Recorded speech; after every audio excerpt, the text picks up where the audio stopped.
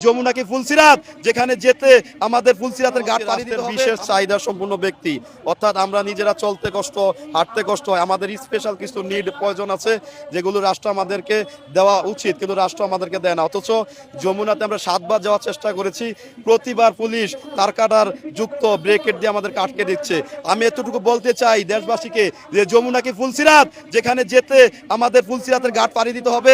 আমরা শুনেছিলাম ফুলসিরাতে যেতে গেলে সেখানে যে সেতু, সেখানে সাধারণ গাছের কাটা থাকে, তাহলে এই ব্রেকেট দিয়ে প্রতিবন্ধীরা দেখতে পায় না, না দেখে হাত ধরে তারা হাত পা কেটে ফেলেছে এবং পুলিশ নানানভাবে প্রতিবন্ধীদের উপর নির্যাতন নিপীড়ন চালাচ্ছে। আমাদের যে 5টি দাবি, এই 5টি দাবি তো ভাই সবার জন্যই, ভবিষ্যতে যেই কেউ প্রতিবন্ধী হয়ে যেতে পারে, আমাদের প্রধান উপদেষ্টা যে কোনো সময় প্রতিবন্ধী হয়ে যেতে পারে, আমাদের যে ডিসি মাসুদ যার তত্ত্বাবধানে আমাদের উপর হামলা করা হলো এবং আমাদের ভাই বোনদেরকে ইনজুরি করে হাসপাতাল ভর্তি, যে হার সেটাও ফেটে গিয়েছে পুলিশের বাড়িতে। তো আমি তাকে বলতে চাই যে স্যার, আপনিও যে কোনো সময় প্রতিবন্ধী হয়ে যেতে পারেন, আপনার সন্তানও প্রতিবন্ধী হয়ে যেতে পারে।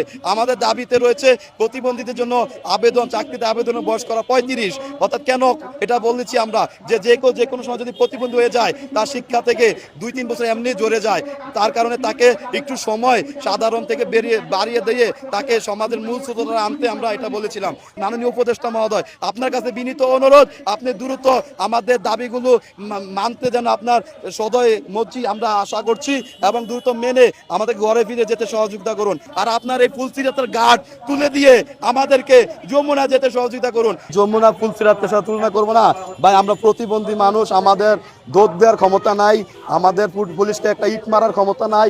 অথচ পুলিশ কি করে, তার কাটা যুক্ত বড় বড় ব্রেকেট, 1 স্তর না 2-3 স্তরের ব্রেকেট, এবং তাদের বিশাল বড় একটা বাহিনী সামনে রেখে দেয় এবং তাদের আমাদের যারা দেখতে পায় না তারা সেখানে হাত লেগে হাত পা সব কেটে যায়। যখন আমরা এটা সরাইতে গেলে পুলিশ সেটা পুশ করলে আমাদের গায়ের উপর এসে পড়ে। তাই আমি এই জন্য ফুলসিরাতে বলছিলাম যে আমরা তো জানি ধর্মীয়ভাবে যে ফুলসিরাতে পার হইতে গেলে যে কাটা যুক্ত এক ধরনের সাধারণ গাছের কাটা থাকবে, এখানে ওই ধরনের কাটা, তার কাটা দিয়ে এটা এই জন্য আমি তুলনা করেছি যে যমুনা হচ্ছে রাষ্ট্রের যিনি প্রধান, তার কাজ, তার বাসভবন, সেখানে যদি রাষ্ট্রের সবচেয়ে যারা নির্যাতিত, সবচেয়ে পিছিয়ে পড়া জনসমষ্টি না যেতে পারে, তাহলে কে যেতে পারবে? এই জন্য এটা ফুলসিরাতের সাথে আমি তুলনা করছি ভাই, যেখানে পুলিশ বারবার এখানে যেতে আমাদেরকে বাধা দিচ্ছে।